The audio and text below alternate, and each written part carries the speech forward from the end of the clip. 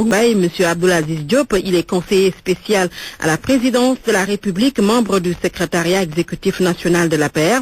Monsieur Aziz Diop qui accuse un peu de retard, qui est en train d'arriver. Nous allons également recevoir notre éminent confrère Mamadou Sy Albert. Bonjour Mamadou.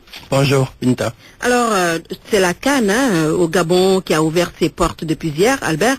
Alors, un mot sur les Lions qui entrent en lice aujourd'hui contre la Tunisie. Bon, je crois qu'il y a une grande attente. Les Sénégalais attendent leur équipe nationale. Je crois qu'il y a un engouement. C'est une compétition, c'est la compétition la plus prestigieuse pour le continent. On est habitué. Maintenant c'est vrai que c'est une compétition. Elle est très très ouverte. On a nos chances, on a aussi nos faiblesses. Est-ce que l'équipe sénégalaise va être à la hauteur des attentes? Tout le monde l'espère. Je crois qu'il faudrait... On attend quand même le trophée cette fois-ci. La coupe. Ben, on attend. Mais je pense qu'il faut être réaliste. Il faut être réaliste. Par rapport à quoi? Mais quand vous voyez la compétition africaine, aujourd'hui, elle est vraiment d'un niveau très relevé. Entre la Côte d'Ivoire, l'Algérie, la Tunisie, l'Afrique du Sud qui arrive, il y a plus une petite équipe. Donc la sélection, elle se fait par le haut. C'est vrai qu'on a une belle équipe, on a une équipe assez expérimentée, mais il nous reste encore l'expérience, la rigueur dans la compétition nous manque. Et de ce point de vue-là, j'espère que on a un coach, Aliou Cissé, qui a une expérience, qui est un gagneur. Et Aliou Cissé peut apporter ce plus-là. C'est que les Lions doivent aller chercher la coupe. À mon avis, c'est à ce niveau que ça va se jouer, sur le mental, sur l'organisation, sur la rigueur, et également la constance. Il faut prendre ces 4 matchs-là. On a par exemple la Tunisie et l'Algérie. Pour moi, c'est un test majeur pour l'équipe nationale. Est-ce que nous serons capables de battre l'Algérie et la Tunisie? Si on y arrive, on a toutes nos chances d'avoir la coupe. Mais un faux pas face à la Tunisie ou à l'Algérie, ça réduirait la capacité de l'équipe à aller plus loin. Je crois qu'il faut aller dans le sens, en tout cas, de nous préparer psychologiquement pour faire face à ces 2 grandes équipes africaines. Si on arrive à franchir le premier tour, je crois que, en tout cas, on a le potentiel, on a l'envie, on a l'ambition. Ils n'ont aucun complexe aujourd'hui à démontrer. Les Sénégalais, c'est d'ailleurs l'équipe, la première équipe du continent à la veille de l'ouverture de cette CAN. Donc, on a nos chances. Il faut aller chercher la coupe, comme je le disais tantôt, mais avec la rigueur. Oui. Il faut vraiment travailler sur l'organisation de l'équipe et voir qu'on a 4 matchs décisifs. D'ailleurs, tout le monde dit que ce match du Sénégal, c'est à la limite la demi-finale ou la finale de la CAN. Oui. Donc ça veut dire que c'est un match avec ses enjeux. L'Algérie, ça va être un autre enjeu. Si on négocie, si vraiment on arrive à négocier face à la Tunisie et à l'Algérie, je pense qu'on a toutes nos chances. En tout cas, tous les Sénégalais sont derrière les Lions. Nous comptons énormément sur eux et nous comptons aussi ramener la coupe au soir du 14 février, Inch'Allah. Mamadou Sy Albert, en attendant l'arrivée de Abdoulaziz Diop, nous allons aborder l'autre actualité qui est relative à la Gambie. Le président Adama Barrow, dernière nouvelle, est à Dakar depuis hier soir sur demande de la CEDEAO jusqu'à son investiture dans 4 jours. Est-ce que Mamadou Sy Albert, cela veut dire que les choses se corsent davantage pour Yaya Jammeh? Je crois que ça va pas être facile pour Yaya Jammeh. D'abord, le peuple gambien, il a décidé souverainement de mettre fin à son règne. Je ne vois pas comment ce peuple qui a décidé de porter Adama Barrow au pouvoir va accepter de se plier à la volonté de Yaya Jammeh. Donc ça, c'est une difficulté de Yaya Jammeh face à son peuple. Est-ce qu'il aura suffisamment d'intelligence pour ne pas affronter son peuple. Et je pense que c'est cette première difficulté qui fait que la chose va être très difficile pour Yahya Jammeh. Maintenant, par rapport à la communauté internationale, je crois que la communauté, elle est unanimement soudée autour de l'installation du président élu. Donc là, également, c'est une épreuve assez dure pour un président sortant, que toute la communauté internationale, il n'y a pas encore un organisme africain ou un organisme des Nations Unies qui ouvre la porte d'une négociation. Non, il est contraint aujourd'hui par la communauté d'abandonner. Et je crois que c'est une deuxième difficulté. Maintenant, la troisième difficulté, c'est est-ce que Yahya Jammeh est conscient qu'il ne peut pas avoir une autre issue qu'un départ? Face à la détermination de son peuple, face à la détermination de la communauté internationale, il n'y a pas une autre issue. Il ne peut pas faire face au peuple gambien et à la communauté internationale. Est-ce qu'il aura l'intelligence de saisir la porte que tout le monde ouvre, la porte de la négociation, la porte d'un départ qui ne va pas l'humilier? Je crois que c'est à ce niveau que Yahya Jammeh devrait prendre conscience que l'humiliation ne va pas faire son affaire. Que ce serait encore une humiliation de plus. Après Gbagbo, après Kadhafi, après tous ces dirigeants africains qui ont été humiliés, qui ont été liquidés, est-ce qu'il est conscient que c'est un enjeu qu'il peut éviter? Oui. Je crois que c'est à ce niveau-là que moi, j'ai ces préoccupations. Maintenant, évidemment, on ne peut pas parler de la Gambie et se taire sur la stratégie militaire. Moi, je suis contre toute intervention militaire. Nous allons y revenir, Albert, dans un instant, en attendant de recevoir M. Abdoulaziz Diop, qui prend le train en marche. Bonjour, Aziz Diop. Bonjour, Bita. Alors, on a parlé des Lions, la CAN, les Lions qui entrent en lice aujourd'hui. Un mot d'abord, très rapidement, avant de replonger dans le sujet de la Gambie. Oui, merci. Bonjour, Albert. Bonjour. Mamadou aussi. Bonjour. Oui, ce qu'il faut dire d'entrée de jeu, c'est que le pool, le groupe du Sénégal n'est pas un groupe facile. L'Algérie, la Tunisie, aujourd'hui, 19h, et le Zimbabwe. Toutes les équipes doivent être respectées. On a vu la Guinée-Bissau, première participation à une phase finale de la Coupe du Monde, de la CAN, Coupe d'Afrique des Nations. Qui met en échec le pays organisateur, le Gabon. Ça veut dire que toutes les équipes sont respectables. Par conséquent, c'est en respectant l'adversaire qu'on s'en sort. Cela dit, comme l'ont dit beaucoup d'observateurs, le Sénégal a une bonne équipe. Donc, les amis de Kouyaté et les hommes donc de Aliou Cissé sont très attendus. Certains disent que peut-être, pour la première fois, le Sénégal va enfin pouvoir soulever un trophée continental.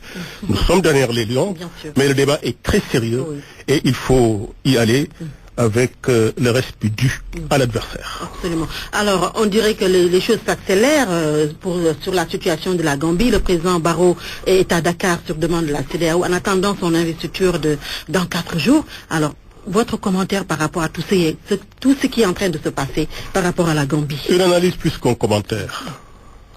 Dans cette affaire-là, le Sénégal sera en association avec la communauté économique des États de l'Afrique de l'Ouest, la CEDEAO, en plein dans cette affaire de la Gambie. Quand on parle de cette affaire-là, le refus de Yahya Jammeh de quitter le pouvoir, il faut savoir de quoi on parle. En réalité, le Sénégal a été le pays qui a abrité la signature, le 21 décembre 2001, du protocole additionnel sur la démocratie et la gouvernance. Un protocole qui engage la Gambie. Ça veut dire quoi? Ça veut dire qu'il faut faire preuve de fair play en matière électorale, mais cela veut dire également bannissement de toute chasse aux sorcières. À partir du moment où il faut faire preuve de respect du verdict des urnes, c'est une manière de faire preuve de fair play en matière électorale, et qu'en même temps la CEDEAO parle de bannissement de toute chasse aux sorcières, je crois que Yahya Jammeh doit s'engouffrer dans la brèche et s'en aller.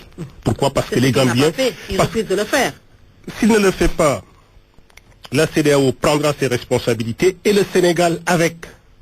Tout à l'heure, Mamadou disait qu'il est opposé à toute intervention militaire. Ce qu'il faut bien comprendre, c'est que le Sénégal n'est pas un pays va en guerre et que le Sénégal n'y va pas pour déloger Djamé. Mais le Sénégal sera avec la CEDEAO et souscrira à toute décision collective prise par la CEDEAO au nom du protocole additionnel sur non seulement la sécurité et la paix, règlement des conflits en Afrique de l'Ouest, mais également protocole additionnel sur la démocratie et la bonne gouvernance. Deux, un constitutionnaliste bien de chez nous, pour ne pas le nommer, Ismaël Madior Fall a fait il y a un peu longtemps un papier là-dessus en disant que le protocole additionnel de la CEDEAO sur la démocratie et la bonne gouvernance peut être même considéré comme une constitution régionale dans l'espace CEDEAO.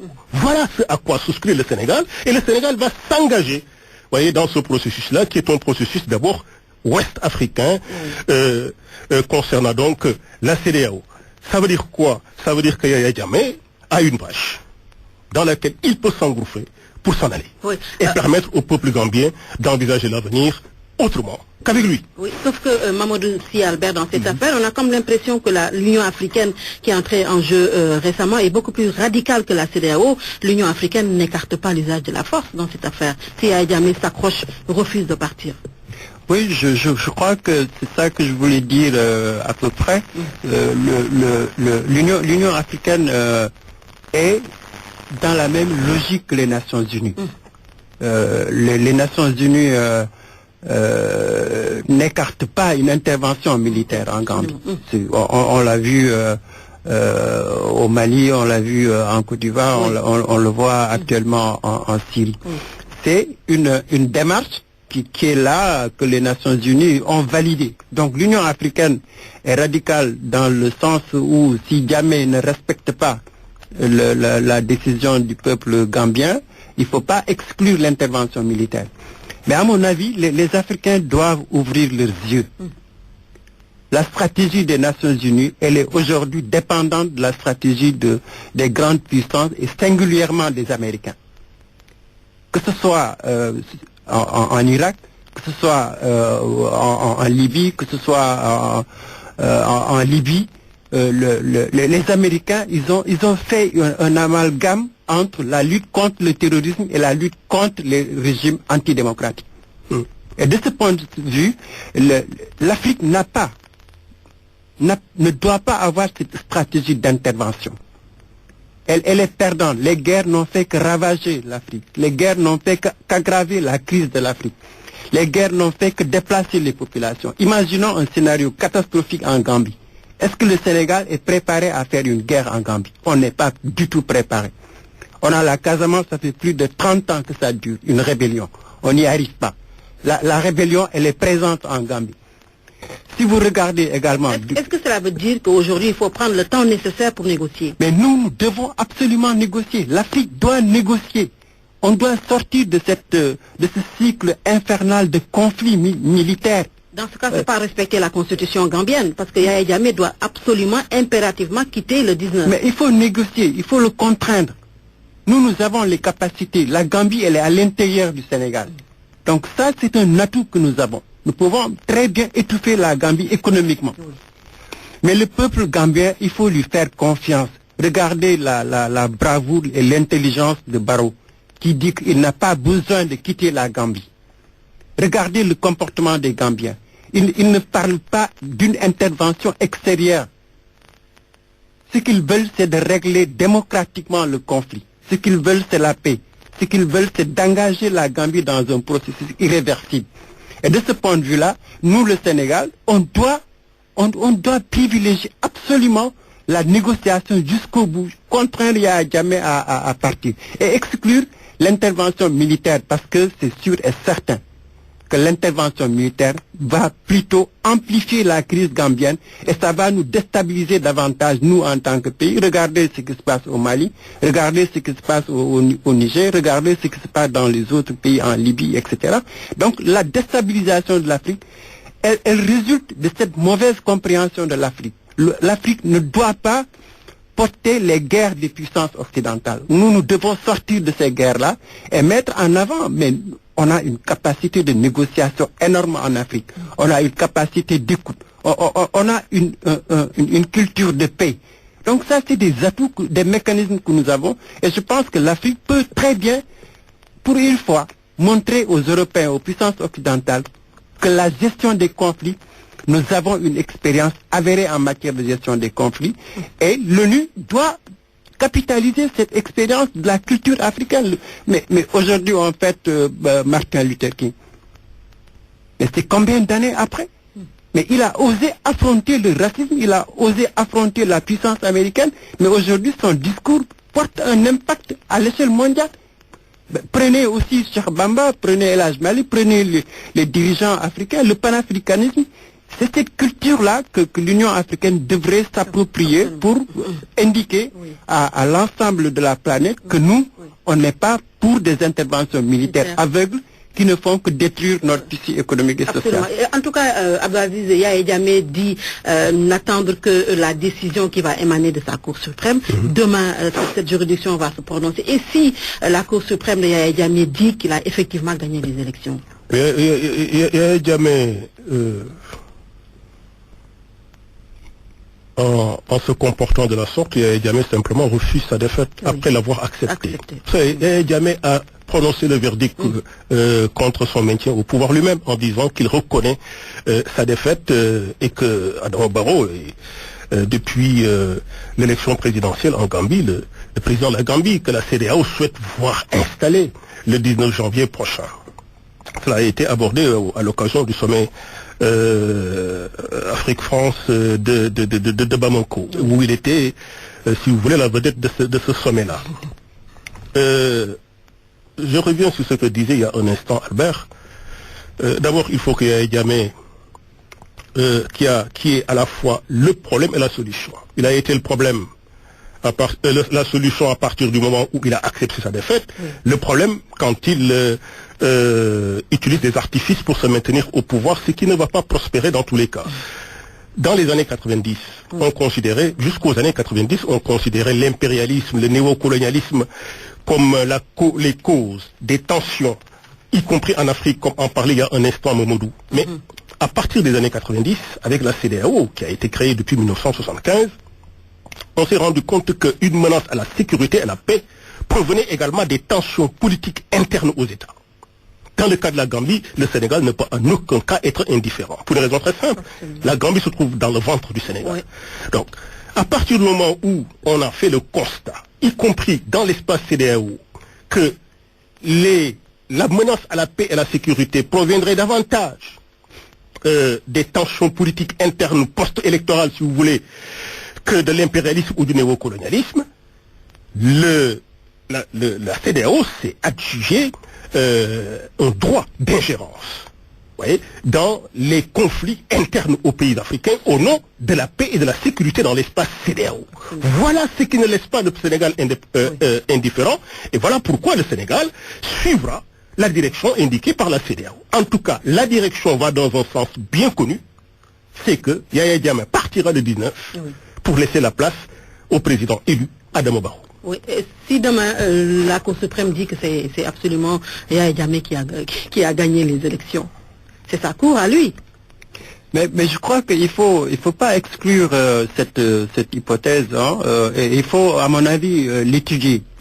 Les institutions africaines ne sont pas solides. En Afrique, les institutions, on a des sérieux problèmes de justice. La justice, elle est dépendante du chef de l'État en Afrique. Et la Gambie ne fait pas exception.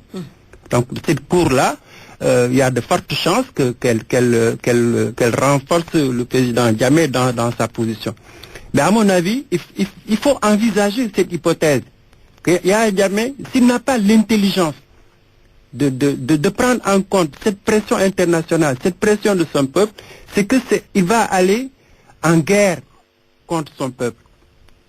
Et la Cour va être le prétexte que si jamais cette Cour le renforce dans sa position, évidemment, il va donner à la communauté internationale qu'une seule issue, c'est l'intervention.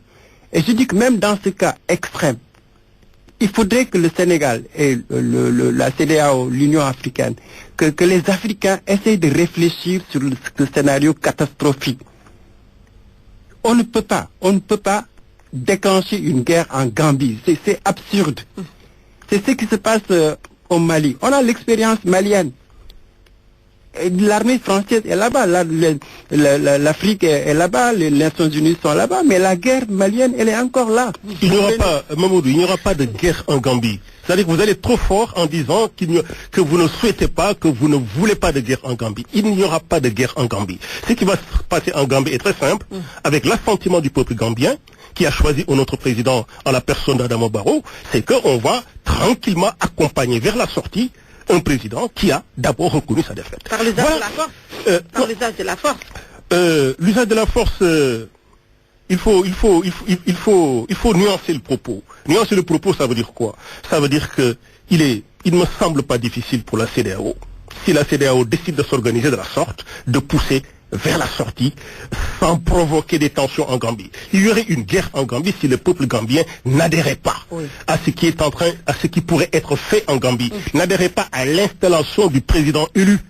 Mais aujourd'hui, la CEDEAO dispose, au nom de son protocole additionnel sur la démocratie et la bonne gouvernance, des procédés lui permettant, à la suite d'une ingérence, de pousser Yaya Jammeh à la sortie et d'installer le président élu, de faire installer par le peuple gambien, par les institutions régulières gambiennes, le président élu. Dans cette affaire-là, l'opposition et la majorité au Sénégal doivent parler d'une même voix, d'une seule voix. En tout cas, l'opposition n'a pas été concertée. Ils doivent parler d'une seule voix pour une raison très simple.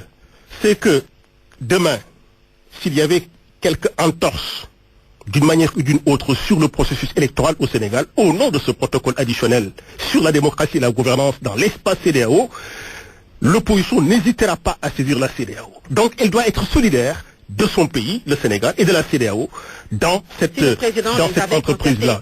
Si les présidents les avaient consultés, non. Ils l'ont même dénoncé dans la presse. Vous savez, l'opposition n'a pas besoin de saisir la CEDEAO au nom du protocole additionnel sur la démocratie et la bonne gouvernance sans consulter le chef de l'État. Elle le fait. Pourquoi? Parce que elle est fondée à le faire. Si la situation se présentait à partir de cet instant, l'opposition, au nom de ce protocole, doit être solidaire de l'État du Sénégal, qui, encore une fois, n'enverra pas une armée d'invasion en Gambie. Absolument. Ça ne se passera pas comme ça, mais adhérera à la direction indiquée par la CEDEAO, au nom de ce protocole, et au nom de ce qui est convenu d'appeler le droit d'ingérence, depuis que ce protocole a été signé encore chez nous, à Dakar, le 21 décembre 2001. C'est-à-dire que l'opposition significative dans Ouattou Sénégal, le Parti démocratique sénégalais était au pouvoir quand ce protocole additionnel était signé à Dakar. D'où des raisons objectives, vraiment, de faire bloc autour du président Macky Sall, qui seul, chef des armées, décidera, oui ou non, en consultant l'Assemblée nationale, s'il faut, avec la CEDEAO, je le répète, intervenir en Gambie pour que l'ordre constitutionnel soit rétabli. Absolument. Moi, je voulais juste ajouter pour Abdelaziz, si tu permets. Hein. Ça dit que, attention Abdelaziz, là on est dans ce type d'intervention. Soit la pression elle marche et Yaya Jammeh se plie, soit il refuse. S'il refuse, il a une armée, il a de l'expérience, il va résister. Qu'il va utiliser une répression. Et la communauté n'aura qu'une issue, c'est l'intervention militaire. Il y aura une intervention militaire si jamais Yaya Jammeh ne désiste pas. Maintenant, ce que moi je suis en train de dire, c'est ce qui se passe par exemple au Congo. Kabila refuse de partir. Ils ont eu suffisamment d'intelligence pour organiser une concertation. On l'a poussé à la porte pacifiquement. Vous prenez le cas de ce qui se passe en Syrie. Le président syrien, il est au pouvoir, tout le monde sait son comportement. L'Europe a négocié. Aujourd'hui, on est en train de négocier pour une porte de sortie. Donc les Africains, ils ont un capital expérience qui leur permet face à la Gambie de trouver une solution autre que la solution militaire. Voilà juste ce que je voulais dire, moi. Là, une négociation, vous l'avez dit, remue-ménage qui reçoit M. Abdoulaziz Diop. Il est conseiller spécial à la présidence de la République, et notre confrère Mamadou Sy Albert. Le Parti socialiste fait également l'actualité. Une crise politico-judiciaire secoue cette formation politique que dirige Ousmane Tanor Dieng. Alors, quelle lecture faites-vous, Mamadou Sy Albert, de cette crise qui est pratiquement latente au sein du Parti socialiste? Moi, je vois deux types de problèmes. Ça dit que le Parti socialiste aujourd'hui, il n'a aucune vitalité. Depuis l'avènement de la seconde alternance, le Parti socialiste est presque en léthargie permanente. Il n'y a pas d'animation. Si vous comparez l'évolution du Parti socialiste sous la deuxième alternance, vous la comparez au vécu du Parti socialiste sous la première alternance, il n'y a pas photo. Sous le règne d'Abdoulaye Wade, le Parti socialiste s'est bonifié. Il a organisé le débat en son sein, il a participé au débat politique. C'est un parti qui s'est bonifié pendant le règne d'Abdoulaye Wade. Mais sous le règne de Macky Sall, il n'existe presque plus. Le Parti socialiste n'a plus d'autonomie, n'a plus de capacité de réflexion sur ses problèmes internes et sur la gouvernance du pays. Et c'est ce malaise-là, un parti qui se dit grand, qui se dit le héritier du projet de société du président Senghor, qui sombre depuis 2012 dans un débat interne qu'il est incapable de prendre en charge. Que ce soit Khalifa, que ce soit Barthélémy ou Aïssata Tall, bon, les militants du Parti socialiste ne se retrouvent pas dans cette atmosphère d'un parti qui est phagocyté, d'un parti qui est dépendant. C'est ce malaise-là qui fait qu'ils perdent leurs repères. Les repères qu'ils avaient en tant que parti qui a gouverné 40 ans, mais les repères aussi d'un parti qui s'est opposé pendant 12 ans. Donc c'est ce climat-là qui fait que les responsables, ils sont mal à l'aise dans un parti historique qui n'a plus d'existence autonome. Maintenant, le débat de fond, c'est vrai, il faut que la direction du Parti socialiste ose engager un débat interne. C'est un débat interne que toute cette rébellion-là réclame. C'est le renouvellement générationnel, c'est le renouvellement organisationnel, c'est le renouvellement du projet politique. C'est aussi, bon, quelle est la place du Parti socialiste au niveau de l'Afrique? Ils sont présents au niveau de l'international socialiste. Mais est-ce qu'aujourd'hui tu entends le Parti socialiste parler de l'international, des questions internationales, des questions mondiales?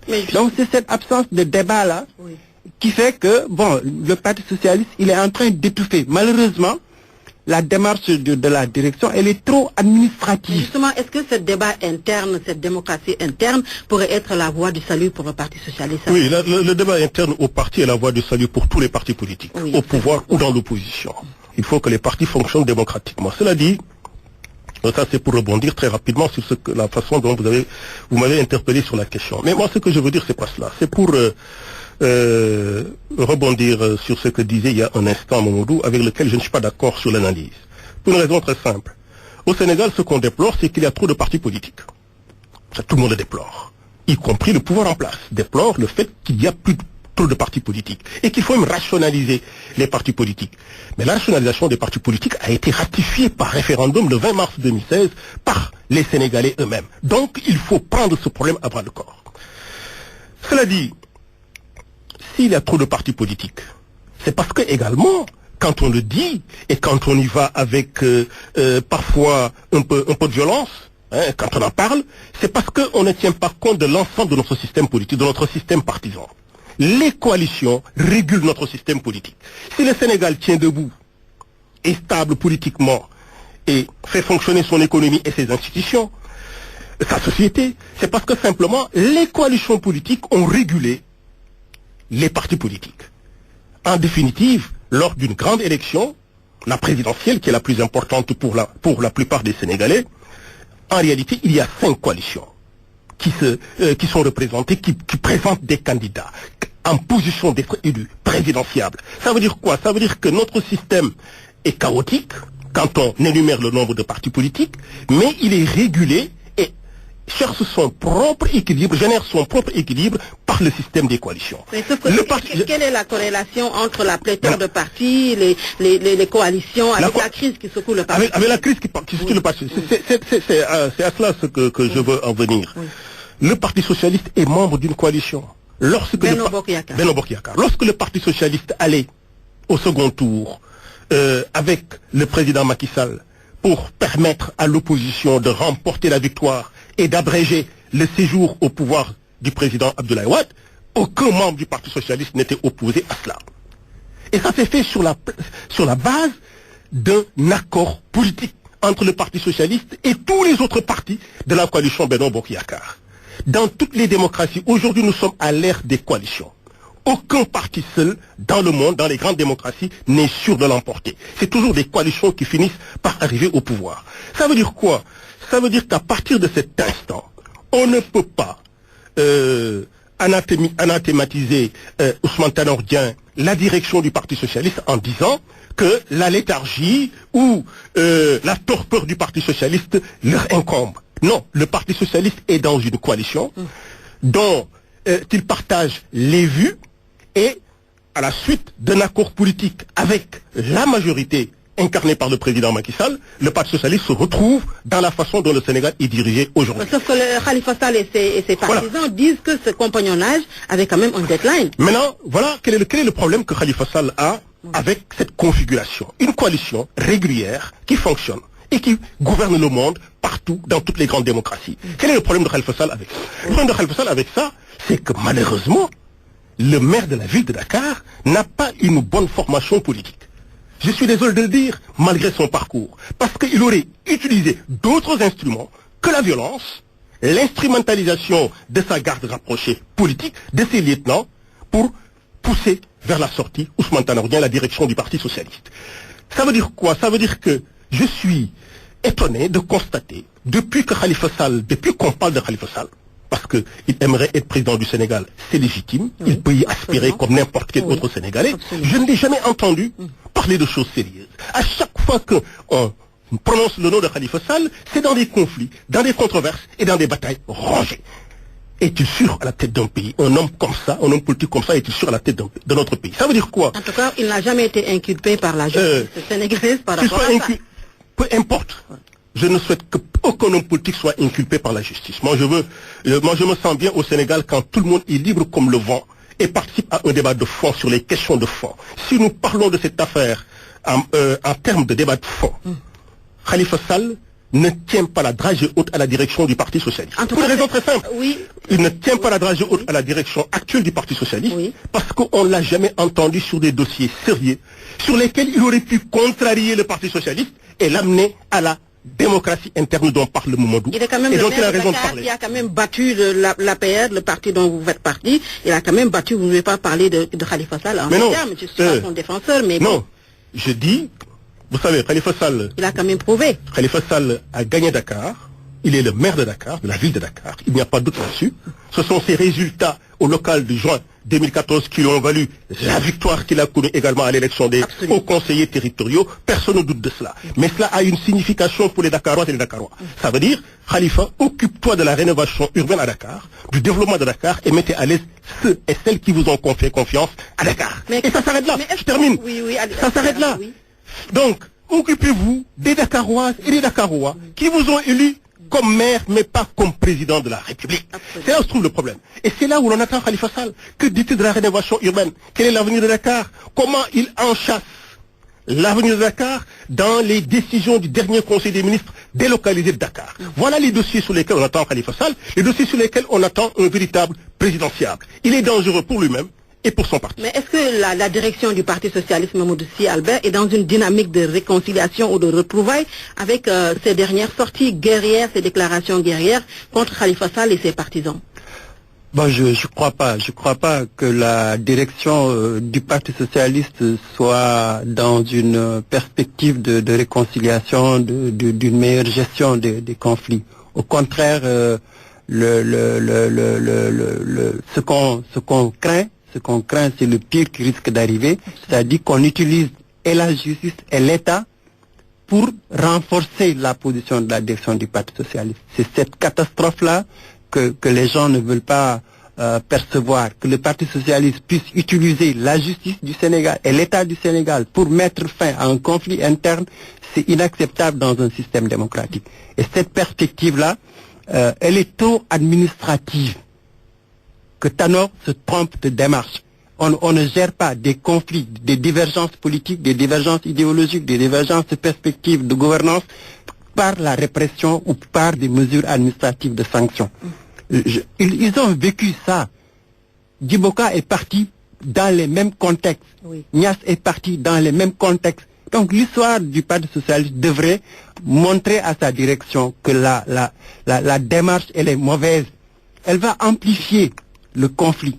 Elle va donner à Khalifa une posture, une posture, Khalifa n'aurait jamais peut-être espéré ça.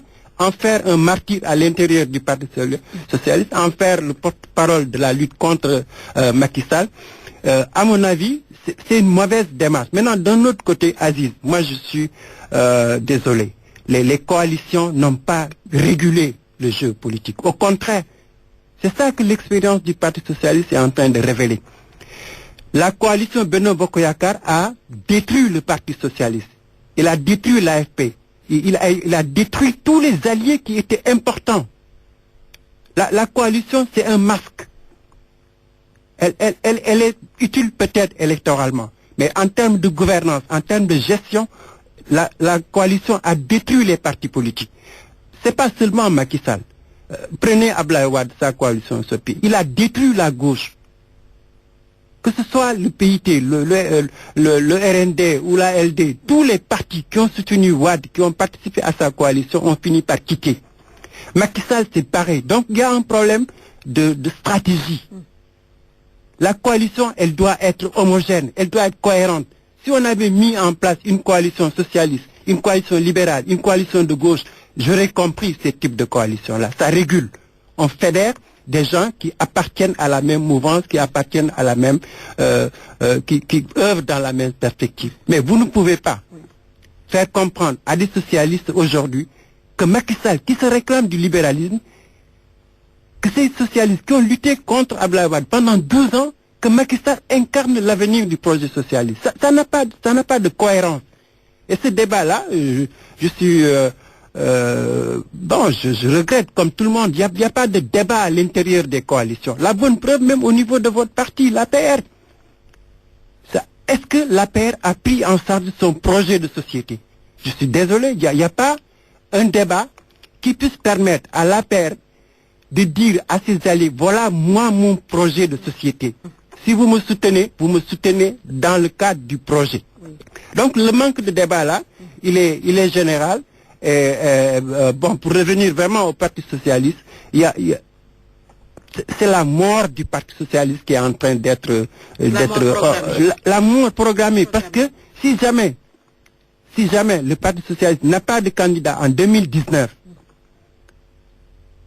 ça voudra dire énormément de choses.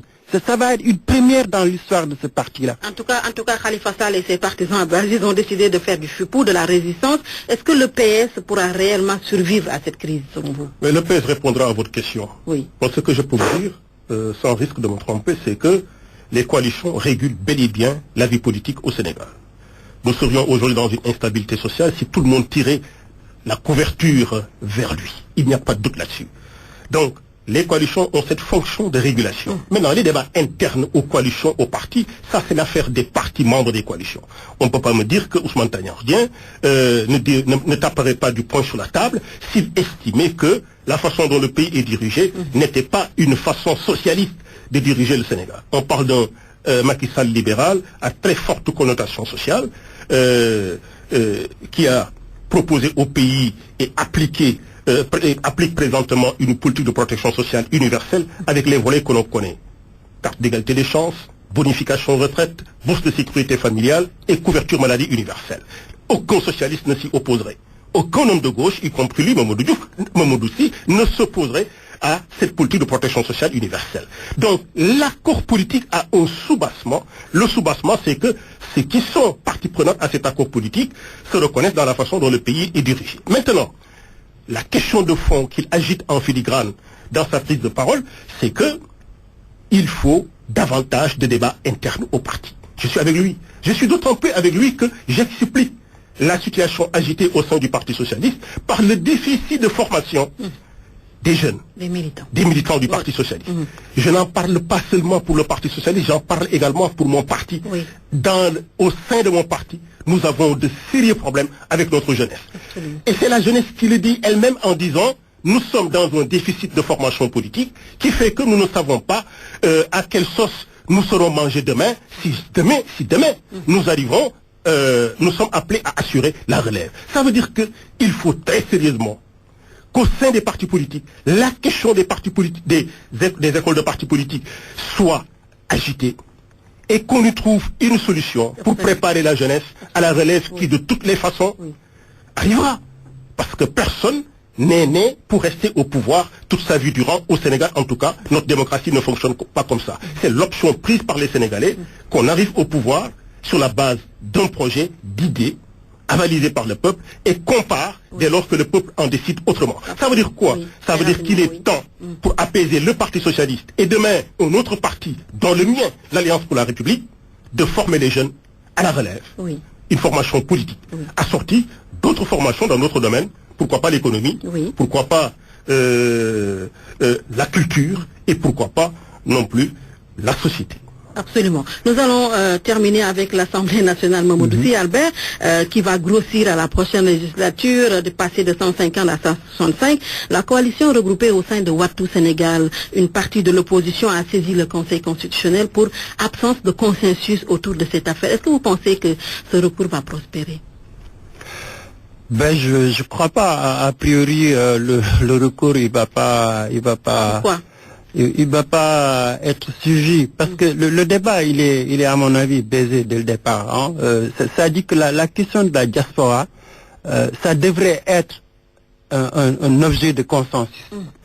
Et malheureusement, il y a une politisation de la diaspora. En disant que je prends 15, le président avait promis 10. Donc même le fait d'augmenter en cours de route sans discussion, tu politises. Tu politises le débat. Et moi je regrette. Parce que la diaspora, elle mérite plus. L'illusion, c'est de croire que si on désigne 15 parlementaires pour la diaspora, ça va régler les problèmes de la diaspora. L'Assemblée sénégalaise, elle est incapable de régler les problèmes de la diaspora. La diaspora, elle est confrontée dans les pays d'accueil, que ce soit en France ou en Allemagne ou aux États-Unis, elle est confrontée à des questions sérieuses. C'est des questions d'emploi, c'est des questions d'insertion, c'est des questions d'intégration, c'est des questions de civilisation. La diaspora, elle a besoin aussi d'une diplomatie beaucoup plus active. Voilà les préoccupations de la diaspora. Si on pense que l'Assemblée va aider à gérer ces questions, il faudrait vraiment prendre le taureau par les cornes. C'est-à-dire que c'est pas une histoire de député. On l'a vu pendant cette dernière législature. C'est la législature la plus décriée. Elle c'est la plus, enfin en tout cas, elle ne rassure pas les Sénégalais. Donc si vous ajoutez la question de la diaspora, moi je ne vois pas comment l'Assemblée nationale peut régler les problèmes de la diaspora tel que je l'ai vu, tel que je les comprends. Et de ce point de vue-là, malheureusement, notre justice, on l'a vu tout à l'heure, je le disais, avec l'histoire des socialistes. C'est-à-dire que notre justice, elle a un problème sérieux. Elle ne voit pas venir les problèmes. Que ce soit Khalifa, on n'aurait jamais dû arriver à emprisonner Bamba et les autres. On n'aurait jamais dû arriver à des recours pour gérer une question aussi importante que la diaspora. Donc il y a une absence de consensus. Malheureusement, nous sommes à la veille d'une élection. Hein. On est à la veille des législatives, on est presque à la veille d'une présidentielle. La majorité, elle va appliquer elle va appliquer les choses telles qu'elle le sent. Oui, il n'y aura pas de consensus, qu'est-ce qui malheureusement. explique justement ce manque de consensus jusqu'à amener l'opposition à aller protester devant le Conseil constitutionnel? Mais le consensus existe déjà. Si l'opposition proteste contre la loi organique portant code électoral, parce qu'en réalité c'est le recours en annulation auprès du Conseil constitutionnel concerne la loi organique sur le code électoral. C'est ça. Mais ce que de deux choses l'une, ou l'opposition n'accepte toujours pas sa défaite au référendum du 20 mars 2016, auquel cas l'opposition et Yahya Jammeh auraient le même combat, parce que tout près de nous, il y a quelqu'un qui refuse, qui n'accepte pas sa défaite électorale, après l'avoir accepté d'ailleurs, mais qui veut se maintenir au pouvoir malgré ça. Donc, si l'opposition n'accepte toujours pas sa défaite du 20 mars 2016, c'est qu'il est dans le même combat que Yahya Jammeh. Et je comprendrai à partir de cet instant qu'il n'est pas avec le président Macky Sall dans ce challenge-là. Cela dit, où il est donc opposé à sa défaite, il n'accepte toujours pas sa défaite, même combat que Yahya Jammeh, où il accepte sa défaite et enfonce une porte déjà ouverte. Le 10e point du projet de réforme des institutions portait sur la soumission de toute loi organique pour constitutionnalité au Conseil constitutionnel, vérification de constitutionnalité. Il n'était pas prévu 15 députés. Attendez, au Conseil constitutionnel. Il était prévu, toujours, le référendum du 20 mars, ratifié par le peuple, dit que la diaspora, on admet qu'il soit représenté au Parlement. Le Parlement va-t-il régler les problèmes de la diaspora? De toutes les façons, les problèmes de la diaspora seront mieux entendus si la diaspora est représentée au Parlement. Ajoute que c'est une vieille doléance de la diaspora sénégalaise à laquelle a répondu favorablement le peuple sénégalais le 20 mars 2016. Et actuellement, on est en train de mettre en œuvre ce que le peuple a ratifié. Dans quel pays sommes-nous? Le référendum est une forme de démocratie directe. Le peuple s'est prononcé. L'opposition s'oppose à la façon dont le peuple s'est prononcé. Parce qu'il ne reconnaît pas sa défaite ou parce qu'il enfonce une porte déjà ouverte, les lois organiques étant le 10e point, voyez, de la réforme des institutions ratifiée par le peuple le 20 mars. Donc, c'est à l'opposition qu'il faut renvoyer son recours en annulation pour lui dire que le Conseil constitutionnel, qui le 29 mars a validé les résultats du référendum du 20 mars 2016 et constaté la victoire du oui, ne va pas se dédire sur cette question-là. Oui. Reste maintenant que la façon, le nombre de députés, la façon dont l'Assemblée va s'organiser par rapport aux députés de la diaspora pour leur permettre de prendre part au débat interne au pays, du fait de leur participation à la fois économique, morale et éthique à la marche de notre société. Mais ça, il faut le laisser aux hommes et aux femmes préposés à l'organisation des institutions. Sauf qu'il y a toujours un problème de manque de compromis, d'absence de consensus entre le président Macky Sall et son opposition. On a vu ce qui s'est passé avec le code électoral qui vient d'être adopté à l'Assemblée nationale. Il n'y a pas eu de consensus sur le référendum non plus. Qu'est-ce qu'il explique? Pourquoi le président ne s'entend pas sur des questions aussi importantes avec son opposition? Moi, je crois que bon, c'est vraiment la question de fond que tu poses. La deuxième alternance, elle a déçu à cause de ça. Oui, absolument. Elle a déçu parce que le pays est encore plus éclaté. On a une majorité et en face une opposition. Les Sénégalais, ils s'attendaient, après tout ce qu'on a dit sur la gouvernance d'Abdoulaye Wade, sur la gouvernance du Parti démocratique sénégalais, mais les gens s'attendaient au moins à un progrès. Mais aujourd'hui, vous regardez lucidement la situation de notre pays, les ponts sont rompus. Chacun se débrouille avec ses armes. Le président, il a sa majorité, il gouverne, mais l'opposition n'a aucune possibilité. Moi, je dis, vous avez raison de le souligner, le fichier électoral. Mais qu'est-ce qui fait, bon Dieu, que les Sénégalais sont incapables de trouver un consensus pour dire que, voilà comment on va voter, voilà le fichier, voilà comment on l'organise, et qui l'organise. Ça dure depuis 1960 jusqu'à présent, on est incapable de trouver un consensus sur les conditions du vote. L'exercice de la démocratie. Consensuel de 92.